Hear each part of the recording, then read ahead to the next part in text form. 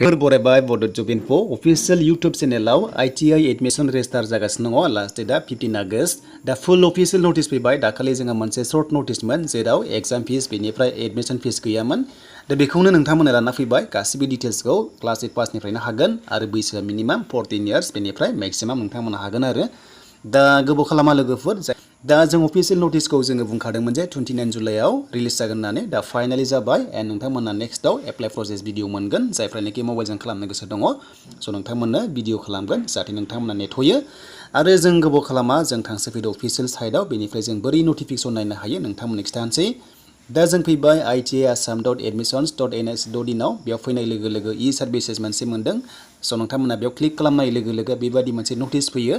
आरो बे नटिसआव फार्स्टनि अपसन नटिफिकेसनाव नोंथांमोना क्लिक खालामबानो जाबाय मोनसे PDF फाइल दङ ना डाउनल'डआव क्लिक खालामना ला एक्सेसिबल भार्जनाव नोंथांमोना क्लिक खालामनाय लोगो लोगोनो अफिशियल नटिसखौ नायनो हायो दायो आङो डाउनल'ड खालामखाबाय नालाय नोंथांमोना डाइरेक्ट दिन्थिसै दा नायदो नै बे जाबाय मोनसे अफिशियल नटिफिकेसन दा कर्सआ नोंथांमोना डिउरेसन दङ बेनिफ्राय मा दं मा गैया गासिबो डिटेल्सखौ मोनो NCBT बेनिफ्राय SCBT नि आन्डाराव आरो दा बे थायो नालाय दा बेखौ जोङो नायग्रोनोसै फैदों माखासे डिटेल्सखौहाय देन जोङो बोरै खालामनो हायो एग्जाम फिसा टिउसन फिसा दा टिउसन फिसा ओरैबायदि खम जायो गभर्नमेन्ट ITI आ दा नायदो नै 50 पार मान्थ गासै 1 इयार लायोबा 600 ल' पे खालामनांगौ जायो बेनिफ्राय बायदिसिना फे दङ रिफान्डेबलबो दङ बेनिफ्राय रेजिस्टार फिस दङ 25 अनलि मेडिकेल एग्जामिनेशन फिस दङ 25 अनलि बेनिफ्राय ट्रेनार्स एबा ट्रेनिस इउनियन फिस थायो बे जाबाय 1 इयार थाखाय 175 बेनिफ्राय 2 इयार्स बा 350 जागोन हस्टेल सार्भिस चार्ज थायो 50 रुपिस बेनिफ्राय हस्टेल टिउसन मानि थायो रिफान्डेबल जायो बियो 250 नोंथांमोना बेयाव नुनो मोनो अके जोबोर खम बे जाबाय अनलि माखासे फिस बेनिफ्राय एडमिशन फिसआ एक्सट्रा जायो दा बयबो मिथिनो लुगैयो गभर्नमेन्ट ITI लायोब्ला एडमिशन फिसआ 1 इयाराव एबा 2 इयार्सआव बेसेबां थाङो बेखौ जों मिथिनांगौ आरो जायफ्रा ITI पास जायो नोंथांमोना गुबुन ट्रेड हिसाबै साख्रि एप्लाइ खालामनो हायो दा ITI आ मोननै रोखोमनि दङ NCBT बेनिफ्राय SCBT नि आन्डारावहाय IMC कर्सेसनि गेजेरजों बेसेबां रां थाङोनो जायफ्रानोखि नन इन्जिनियारिंआव नोंथांमोना लायो अब्ला 15,000 पार इयार होनांगोन जुदि 2 इयार्स लायोबा नोंथांमोना हमदो 30,000 अके देन बेनिफ्राय इन्जिनियारिं लायोबा नोंथांमोना 16,500 पे खालामनांगौ 1 इयाराव आरो लोगोसे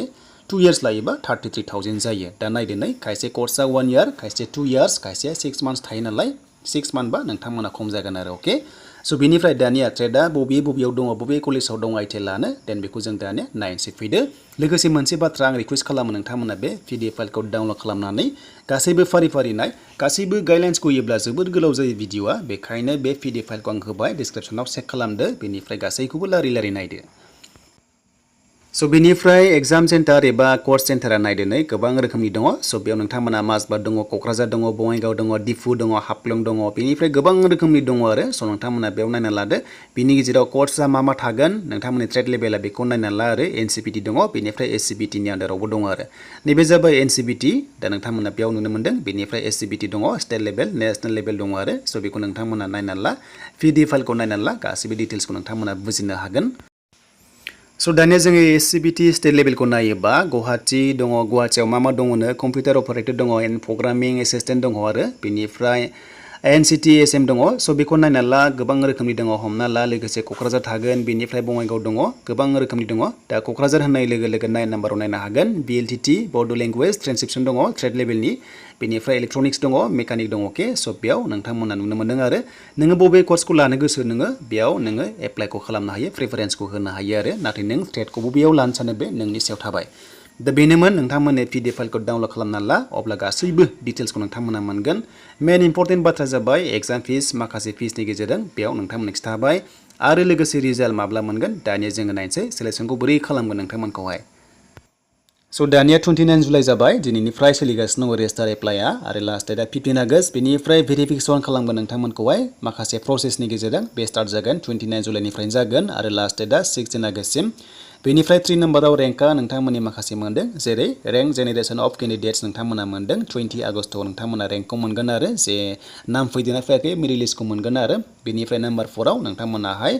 एडमिसन थाखाय रेडि जानांगौ काउन्सिलिंआ जागोन 21 आगस्टनिफ्राय 23 सिम स' नोंथांमोना बेयाव नुनो मोनदों आरो नाम्बार 5आव एलटमेन्ट खालामगोन नालाय नोंथांमोनखौहाय सिटनि थाखाय 26 आगस्टआव अके बे जाबाय बेनिफ्राय प्रिन्टिं अफ एलटमेन्ट लेटार बाय केन्डिडेट्स नोंथांमोना 30 निफ्राय 1 सेप्टेम्बरनि गेजेराव मोननो हागोन। दा बे PDF फाइलखौ नोंथांमोना नायदो अब्लानो गासैबो डिटेल्सखौ मोनगोन आरो बे सेप्टेम्बरनि 27 हालागै सोलिगोन काउन्सिलिंआ एडमिसना स' नोंथांमोना जेराव एडमिसन मोनो बेयावनो लानो हागोन आरो। थ' बिनिफ्राय रेजिस्टार एप्लाइ प्रसेसखौ नोंथांमोना मोनगोन माबोरैहाय खालामनांगौ नेथ'दो दायो आं जास्ट माखासे इनफरमेसनखौ होग्रोबाय एडमिसन फिसखौ बेनिफ्राय माखासे डिटेल्सखौहाय दा नोंथांमोना बुजिबाय जानांगौ।